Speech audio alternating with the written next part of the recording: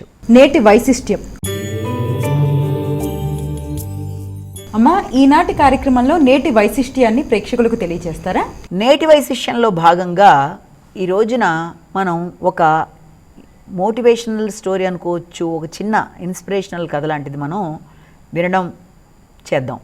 అంటే చాలామంది మనలో ఏమనుకుంటూ ఉంటారంటే, అసలు మా జీవితం వృధా, అసలు మాకే రకంగానూ ఉపయోగం లేదు మా జీవితం, కాబట్టి యూజ్లెస్గా ఉండిపోతున్నాం, ఇంతేనా మా లైఫ్ అని చాలామంది నిరుత్సాహపడిపోవడం, లేకపోతే ఆ డిప్రెషన్కి గురైపోయి వాళ్ళు అసలు ఇంకా దేన్ని ఏమీ చేయకుండా అలా ఉండిపోవడం, వాళ్ళ జీవితమే ఎందుకు ఉపయోగం లేదనుకుంటూ వెళ్ళిపోయే చాలామందికి ఇప్పుడు మనం ఒక చక్కటి ఈ కథని మాట్లాడుకొని దాని ద్వారా అలాంటి పరిస్థితులు ఉంటే వాటిని మనం ఏమైనా అధిగమించగలమా, అసలు అలాంటి పరిస్థితులు ఉంటాయా అన్న విషయాలు మొదలైనవన్నీ కూడా మనం ఈ చిన్న కథలో తెలుసుకోవడానికి ప్రయత్నం చేద్దాం. అంటే ఎవరైతే మాకు ఇక జీవితం నిరాశ నిస్పృహలు, మాకు ఇంకేం లేదు లైఫ్లో, మేము ఇంతే, మేము దేనికి పనికిరాం అనుకుని బాధపడే వారందరికీ కూడా తప్పనిసరిగా ఇది కొంతవరకు వినడం వల్ల అది ఉపయోగకరంగా ఉంటుందేమో అని మనం భావిస్తూ మనం తెలుసుకుందాం ఈ కథ. ఒకానొకప్పుడు ఒక ప్రదేశంలో ఒక సాధువు దగ్గరికి ఒక అబ్బాయి వస్తాడు. వచ్చేం చేస్తాడంటే, నాకు నా జీవితం ఏమీ బాలేదు, అన్ని నిరాశలు నిస్పృహలే, నాకు అసలు మిగిలిన వాళ్ళందరికీ అన్ని విధాల వాళ్ళు అనుకూలంగా వాళ్ళకి బాగుంది, నేను అసలు ఏమీ పనికిరాని వ్యక్తిని, నాకేమీ నా జీవితంలో ఏమీ లేదు, నా పరిస్థితి ఈ రకంగా ఉండడం బట్టి అసలు నేను ఎందుకు వచ్చానో నాకే తెలియటం లేదు, నా ఒక్కడే ఎందుకు ఇలా ఉన్నాడు, మిగిలిన వాళ్ళందరూ నా చుట్టుపక్కల వాళ్ళందరినీ చూస్తుంటే వాళ్ళు ఏదో రంగంలో విశేషంగా ముందుకెళ్ళిపోవడమో, లేకపోతే అనుకూలంగా ఉండడమో, ఏదో రకంగా వాళ్ళల్లో ఒక సామర్థ్యంలాగా వాళ్ళు ముందుకెళ్ళడం రకరకాలు.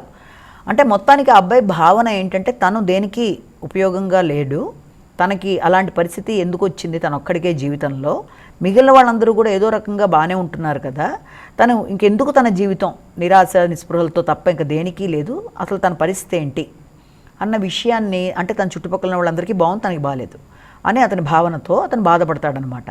అప్పుడు అందరితో అలాగా కంపేర్ చేసుకొని బాధపడుతున్నప్పుడు అప్పుడు ఆ సాధువు ఏం చెప్తాడంటే, ఇప్పుడు నేను నీకు ఒక కథ చెప్తాను బాబు, అది దేనికి సంబంధించింది అంటే బ్యాంబూ అంటే తెలుసు కదా, వెదురుకి గులాబీ పువ్వుకి సంబంధించిన ఒక కథ చెప్తాను, ముందు అది విను నువ్వు అంటాడు ఆయన. అంటే సరే చెప్పండి అంటాడు.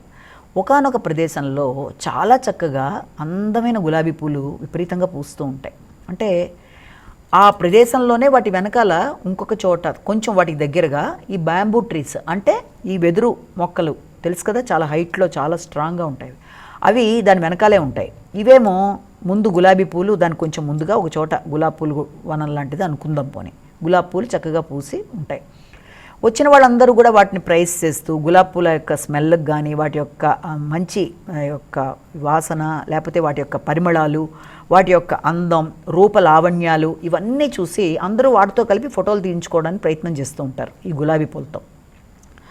అది గమనిస్తూ ఉంటాయన్నమాట వెనకాల వెదురు చెట్లు. అలా గమనించి అవి ఒకరోజు ఏం చేస్తాయంటే బాధపడతాయి, మాతో ఎవరు ఫోటో తీసుకోరు, మేము అసలు ఉన్నట్టుగా కూడా ఎవరు పట్టించుకోరు, మా పరిస్థితి ఏంటి, దాంతో అయితే అంత చక్కగా తీసుకుంటున్నారు, గులాబీ పూలు ఎంత గొప్పవో, వాటి యొక్క సువాసనకి, ఆ పరిమళాలకి, ఆ రూపానికి అన్నిటికీ చక్కగా ఉన్న విలువ మాకెక్కడా లేదు కదా అని బాధపడి అవి ఏం చేస్తాయంటే ఒక రోజున గులాబీ పూలారా, మిమ్మల్ని చూస్తే నాకు కొంచెం ఇదిగా ఉంది, మాకైతే ఏమీ లేదు లైఫ్లో, మీరైతే చక్కగా మిమ్మల్ని అందరూ ఇష్టపడతారు, స్త్రీలందరూ ఆకర్షిస్తారు, మీతో అందరూ ఫోటోలు తీసుకుంటారు, మీ పరిమళానికి ఏది సాటి రాదు, మీరు మిమ్మల్ని చూసి చాలా ప్రైజ్ చేస్తున్నాం మేము అని చెప్పి అవి చెప్తే గులాబీ పూలు చాలా సంతోషం, మీరు నన్ను ప్రైజ్ చేసినందుకు, అంటే మీరు నన్ను పొగిడినందుకు చాలా ధన్యవాదాలు అని చెప్తాయి ఆ గులాబీ పూలు. చెప్పిన తర్వాత ఆ గులాబీ పూలు ఏమంటాయంటే, మీరు నన్ను పొగిడారు బాగానే ఉంది ఓ యొక్క వెదురు మొక్కల్లారా, కానీ మాకు మిమ్మల్ని చూస్తే జలసీగా ఉంది అని చెప్తారు. నన్ను చూసి ఈర్ష్యపడ్డం ఏంటా అని చెప్పి వెదురు మొక్కలు ఆశ్చర్యపోతాయి. ఎందుకంటే వాటికి రూపలావణ్యాలు గులాబీ పూల్లో లేవు కదా, వాటిలో సువాసన పరిమళాలు వాటి దగ్గర లేవు కదా, వాటిని ఎవరు ఆకర్షించి దగ్గరికి వచ్చి ఫోటోలు తీసుకోవట్లేదు కదా, కాబట్టి గులాబీ పూలు అలా అనేటప్పటికీ ఆశ్చర్యపోయి, మమ్మల్ని చూసి నువ్వు జలసీ పడుతున్నావా అంటే ఈర్ష్యాసు ఇలా మమ్మల్ని చూసా అని చెప్పంటే, అవును, ఎందుకంటే మేము ఇంత ఇలా కనబడుతున్నా కూడా గట్టిగా ఒక గాలి వస్తే మా యొక్క పూరేకలన్నీ రాలిపోతాయి, మేము తొందరగా వడలిపోతాము, మా లైఫ్ స్పాన్ కూడా ఎక్కువ లేదు. అదే అంత పెద్ద గాలి వచ్చినా మీరు స్ట్రాంగ్గా అలాగే ఉంటారు. మీ యొక్క ఇది స్ట్రోమ్ అనేది చాలా బలంగా ఉండడం బట్టి ఎలాంటి గాలికి దేనికైనా కూడా మీరేమి ఇదవ్వరు కదా. అందుకని మాకు అప్పుడప్పుడు మనం చూసి ఈర్ష్యగా అనిపిస్తూ ఉంటుంది. అయ్యో, పైగా మీరు ఎక్కువ కాలం మీరు ఉంటారు, మేము అలా ఉండలేం. మీకున్న ఆ శక్తి అంటే ఎంత గాలి వీచినా మీరు ఇది పడిపోని మీ శక్తిని చూస్తే మాకు జలసే అనిపిస్తుంది. అంటే అప్పుడు అవి అనుకుంటే నాకు ఎంత శక్తి ఉందా, ఏదో మామూలు అనుకున్నాం, అంటే మాకు ఇంత శక్తి కూడా ఉందన్నమాట, మమ్మల్ని ప్రైజ్ చేస్తుందన్నమాట గులాబీ పూలని ఆనందపడతాయి.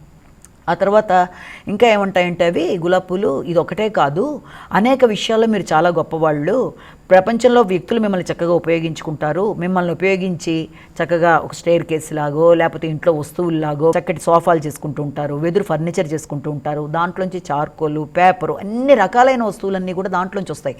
దాంట్లో నీటిని నిల్వ చేసి మొక్కల పెంపకానికి ఎన్ని రకాలుగా వెదురుని చాలా అద్భుతంగా వాడతారు. అంటే అది చాలా ఎన్ని సంవత్సరాలైనా నిలబడిపోయే లాంటిది అనమాట. అది అన్ని రకాలైన వాటికి మీరు ఉపయోగపడతారు.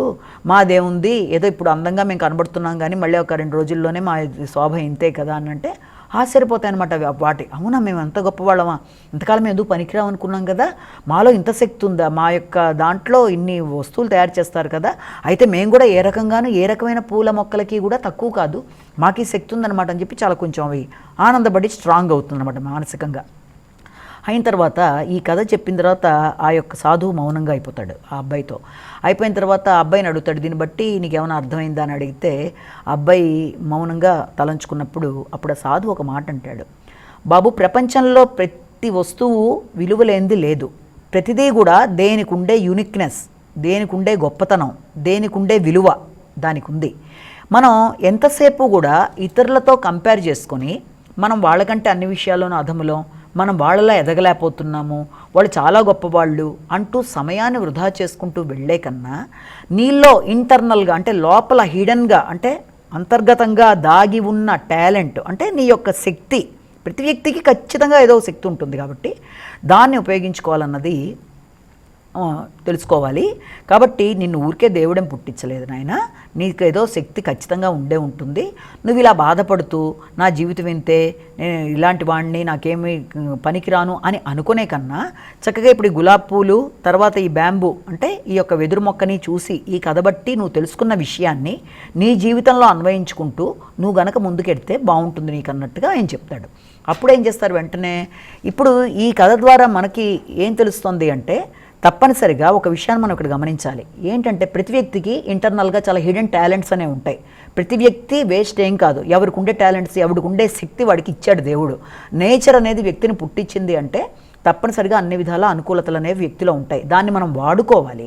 అంతేగాని ఇతరులతో కంపేర్ చేసుకొని టైం వేస్ట్ చేసుకొని మేము ఎందుకు పనికిరాం అనుకునే కన్నా ఆ కంపేర్ చేసుకునే సమయంలో వాళ్ళని చూసి జలసీ పడకుండా మనకుండే టాలెంట్ ఏంటో మనం బయటికి తీసి కష్టపడి శ్రమ చేసి ఆ టాలెంట్ని కనుక చూపించుకుంటూ ముందుకు వెడితే ప్రతి వ్యక్తి ఒక అద్భుతమే, ప్రతి వ్యక్తి ఇంకో వ్యక్తికి తప్పనిసరిగా ఉపయోగపడతాడు.